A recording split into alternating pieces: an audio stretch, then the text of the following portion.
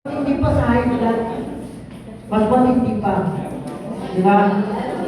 80%, imagine, no? 80% ng nakukuha na sakit is nanggagaling sa stress. Kaya masama yan. Di ba? Next tayo. Yan. Yan naman ang mga konsekwensya o kahinatnan mo pag ikaw ay may stress. Dito tayo. Yung subjective effect. Dito, basa kayo. Ano yung konsekwensya una? Yung subjective effect. 1, 2, 3, go. Subjective effect, anxiety, aggression, apathy, whatever those Yan. Yan yung mga konsekwensya. Ang epekto, pagka mayroon kang stress, mataas yung stress mo, yan. Anxiety, aggression, alam yung bad temper? Ano yung bad temper? Oo. Laging galit. Ibig sabihin, stressful ang buhay nyo. Di ba? Sino dito laging galit?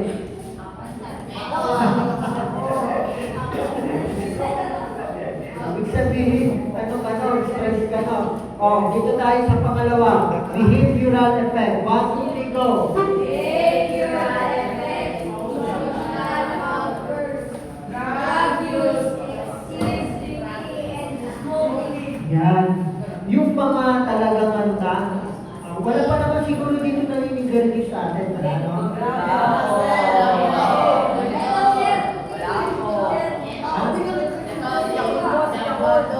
Kaya lasinggero. Meron na ba? Meron na din. Alam mo ba? Yan. Behavioral effect yan ng stress. Kaya halimbawa, nakakita kayo ng tao na talagang lulong, malala sa paglalasing o kaya sa paninigarilyo. Ibig sabihin stress yun. Halimbawa, drugs. Yan. Drugs, ibig sabihin yun. Next. Dito tayo. Dito kayo. Cognitive effect. 1, 2, 3, go. Get. Dito. 1, 2, 3. Dito tayo. 1, 2, 3, go. Kayo na. Next, stress ako sa inyo. Okay, dito na. Kayo dito na ito. Anong kayo na ito? 1, 2, 3, go. Wala, stress kayo. Ibig sabihin, cognitive effect is ability to decide, concentrate, or mental block. Ibig sabihin, wala sa focus. Di ba? Wala sa focus. Pag-apat, balik tayo dito. Balik tayo dito sa table ito. Pag-apat, physiological effect. 1, 2, 3, go.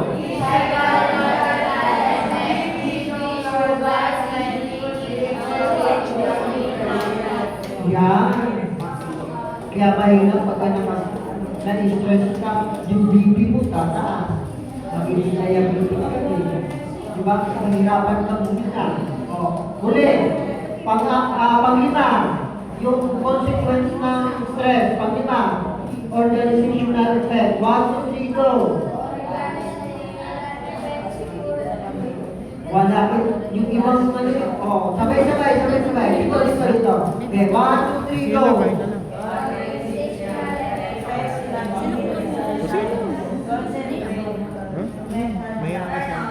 Wala na. Wala ka sa focus. Pag number 5 na tayo. Yan.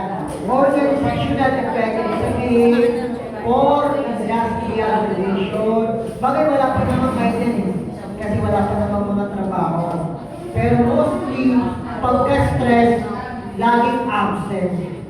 Isa yun sa epekto pagka-stress ng isang estudyante. Hindi nakakapasok lagi sa school. Diba? Pag lagi nagkakating, lagi ma-absent, ibig sabihin, epekto yun ng stress mo sa school. Okay, next tayo. Ayan. Yan naman yung 5 stages ng stress o anxiety. Ano yung 5 na yun? Okay, sabay-sabay na lahat. 1, 2, 3. Wala pa. Okay. Okay, sabay-sabay ha. Yung hindi sasabay ay hindi natin bibigyan ng snack. 1, 2, 3, go!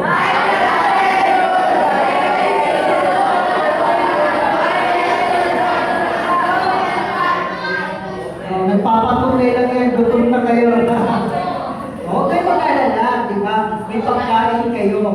Doon sa ating nakikita, nagpa-participate, yung bibigyan namin ng snack. Yung wala lang, hindi nakikinig, walang snack yun. Yung hindi nakikinig, hindi attentive. Malamig, di ba? Kaya nakakano na ako eh. Gumagano na nga ako sa building. Di ba? Napakalakas ng aircon. Di ba kapag yan ang high blood, yan, diabetes, mababa yung mo, low blood ka, isa naman high cholesterol ka, yan yung mga Next tayo. Yan. Paano naman natin, sige kayo muna tatanungin ko. Alam na natin kung ano yung stress. Ulitin nga, kung naiintindihan. Ano ibig sabihin ng stress? Ibig sabihin, yung problema na dumarating, mas malaki sa kaya mong dalhin. Yan na, yun yung stress. Hindi lang basta siya problema. Kasi may problema naman, hindi naman nakaka-stress eh. Dahil kayang-kaya mo naman. Kaya lang siya matatawag na stress pag yung problema o yung pressure na dumarating, hindi mo kaya, kumbaga, above sa capacity mo. Yun yung stress. Ngayon, paano yung mamamanage? Sige nga, kung meron tayong alam, paano natin mamamanage yung stress? Iwasan ng pagpupuyat. Iwasan na, huwag na tayo mag-Facebook.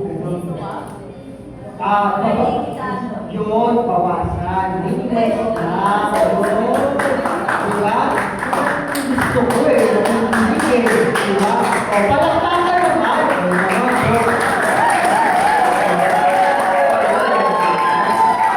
Ano pa? Paano natin mamamanage yung stress? Ano naman tayo? Stress natin dito sa paano natin mamamanage yung stress? Ito sa mga nasa uli, dahil yan. Ayan. Makipaglaro. Yan, halimbawa, meron ka daw meron kang pen. Makipaglaro yung kay group. Diba? Alam niyo, yung pagmamanage ng stress, hindi naman ibig sabihin mawawala na yung stress. Diba? Hindi ibig sabihin mawawala na yun. Paano natin gagawin para mamanage natin yung stress? Next po. Yan. Dapat alam nyo lang to. May ABC strategy na para mamanage natin. Ano yun? Ano yun? Ang ABC strategy para mamanage natin yung stress. Awareness. Yan. Tatlo lang yan. Tandaan nyo ha.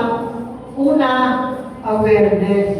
Dapat alam mo lang, ano ba yung nakakapagbigay ng stress? Diba? Yun yung A. Yung B, balance. Ano ibig sabihin ng balance? Ha? Balance eh. Ibig sabihin, alam mo kung ano yung positive, ano yung negative. Ano ba ang positive nitong stress na to? Ano ba ang negatibo naman ito? Ang letter C naman, anong ibig sabihin? Control. Dapat marunong ka control. Diba? Kung kontrolin mo lang yung sarili mo, pag galit ka na, parang hindi ka na makano. Minahon mo na. Yan lang ha. Dapat alam lang natin yung tatlong strategy. Ano yung tatlong strategy? Yan. Yun o, palakpakan naman. Ayun. Yung mga nagpaparticipate na nila yung kanilang yung hindi, lumilipad ang isip. Yan na. Next tayo. Ayan. Sabay-sabay natin basahin yan. 1, 2, 3, go! We experience in the recognize Ibig sabihin, minsan yung stress nasa isip lang natin. Di ba? Hindi naman talaga yung stress ang delikado eh. Kung paano tayo mag-react na nung pagka may stress na. Kung baga minsan, nasa isip mo lang eh. Kaya ka na-stress eh. Nag-overthink ka lang. Di ba? Oo, kung ano-ano na yung naglalaro sa isip mo. Yan. Kaya na-stress ka. Ito yung gagawin natin para hindi tayo matalo ng stress, ha? Ito yun. Next po. Ayan. Para ma-minimize natin, ano yung minimize? Ha? Ano? Hindi naman, eliminate is mawala. Hindi natin kaya i-eliminate yung stress. Hindi. Ang kaya lang natin gawin ay i-minimize. Diba? Ganun talaga. Naintindihan ko kayo pagka malamig. Pag malamig, binabagsaw-sawin lang ihika. Ano lang naman yung ng katawan. Diba? Meron talaga paano sa lamig. Yan. Paano natin ma-minimize yung stress? Anong unang gagawin? Anong unang gagawin para ma-minimize yung stress? Anong una? Ha? Nandiyo mo ako. Unang gagawin ay exercise. Sino nag-exercise dito? Jogging, diba? Push up, yan, pwede yan. Next, ano pa? Nutrition. Pagka kinakain nyo gulay, yan, huwag puro hotdog. Oo, alam nyo ba yung ano, ito para hindi kayo masyadong, yung pagkain ng hotdog, daig nyo pa naninigarilyo. Yung lagi yung lagi na, tuwing umaga yung nalang kinakain mo, daig nyo pa naninigarilyo. Di ba masama yung paninigarilyo? Ganun din. Ganun din. Di ba? Laging noodles, kinakain mo. Wala yung problema pa minsan wala kang ano, mahirap lang ang buhay. Kami nga naranasan ko, ang ulam lang namin, noodles, tapos sasangkapan mo lang ng malunggay, di ba? Pero hindi pwede lagi. Para ma-minimize mo yung stress, kailangan sa kinakain din. Huwag puro junk food. Diba? Huwag puro junk food. Magandang kainin. Anong magandang kainin para ma-minimize yung gulay? Palakpakan, gulay. Diba? Ano pa? Ano pa? Ano? Prutas. Tama? Palakpakan na naman. Diba? Yan ang unang gagawin para ma-minimize yung stress. Dapat mag-exercise ka, yung kinakain mo healthy. Pangatlo, yung tulog. Alam nyo, yung laging pagpupuyat, nakakadagdag ng stress mo. Pero yung maayos na tulog, nakakabawas naman na. Kaya huwag kayong masyadong nagpupuyat. Diba? Pag natutulog, ba't pinapagalitan?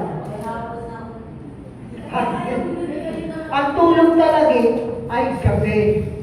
Diba? Pwede naman tanghali, pwede naman. Pero ang ano talaga natin, tulog talaga gabi. Huwag kayo matutulog sa klase. Yan dapat may tamang tulog. Ano pa? Stimulant. Iwasan natin yung alcohol. Yan, yung mga drugs. Yan. Makaka-minimize yan ng stress. Sunod. Next po. Yan, yung support system.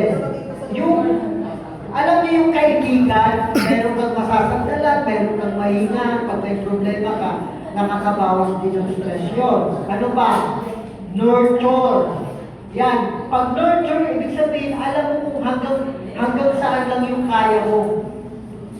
Time management. Time management, ibig sabihin, may goal ka, hindi suntok sa buwan. Alam mo, kaya mo abutin. Next, relax. Ayan. Sabihin, yung kunting lakad-lakad lang, nakaka-relax yun. Yung chill lang, yung pakikinig ng music. Huwag naman yung mga rock-rockan ng mga lalo mga stress eh. Yung mga slow, di ba? May mga kanta na nakaka-relax eh. Di ba? Yan yung gagawin natin. Sige, ano yung nakaka-minimize? Ako na-stress eh, tumataas yung stress level ko eh. Di ba? Nakaka-stress na kayo eh. Di ba? Oh. Ano yung nakaka-minimize sa stress? Ano yung una?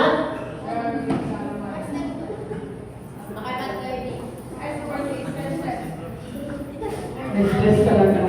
Exercise. Di ba? Pang ano na yan eh, pang lima na yan eh. Exercise, di ba? Pagkain ng healthy food, ano pa? Yung may kaibigan ka, yan yun. Pero alam niyo ba, ito makinig kayo mabuti ha. Tahimik muna, ayos muna ng upo, wala mo ng kwentuhan, then mahalaga ko sasabihin ko, huwag niyo itong kakalimutan ha. Makinig kayo mabuti. Ha? May babasahin lang akong Bible verse sa inyo. Sabay-sabay natin babasahin kasi ito isa sa sagot sa lahat ng problema na pwede natin pagdaanan. Papaano masusolusyonan lahat ng stress, lahat ng isip mo, lahat ng kinababalisa mo, ito yung sagot in biblical way. Sabay-sabay tayo ha, makinig kayo mabuti ha, sabay-sabay lahat sana magbabasa. Sige. Dito muna, harap muna. Sabay-sabay magbasa. Okay. 1, 2, 3, go!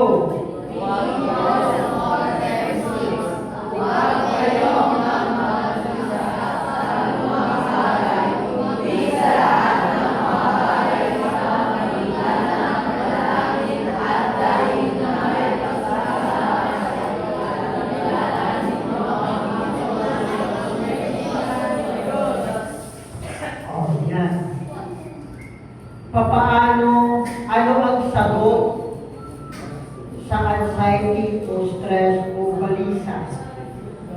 Sige nga, yung makakasagot ay may dagdag na slice bread, dalawa sa kanya. Sige, sino magdala sa nito? Ha? Tama. O, dalawa ano to kung may sobra. Kung may sobra. Tama yun. Ganito yan. Ganito. Tutulungan mo kayo ng teknik ha. Ito, ano to, garantisado, epektibo to. Yung mga pag-exercise, pagkain ng healthy food, makakatulong yun. Pero ito talaga yung the best na makakatulong sa atin. Ganito lang gagawin nyo. Ganito lang gagawin. Simple lang. Ito every time na makakasalubong kayo ng stress, na-pressure kayo, o kaya halimbawa may problema dumarating, ang gagawin mo lang, ano yun? Yun lang. Huwag muna kayong mag-isip ng ano, kaya parang natataranta ka na. Huwag muna. Di ba? Huwag muna. Pagka may stress, ang gagawin. Anong gagawin? Dalangin. Diba? Kasi ganito. Last na verse na ano natin. Next po. Okay, sabay-sabay. 1, 2, 3, go!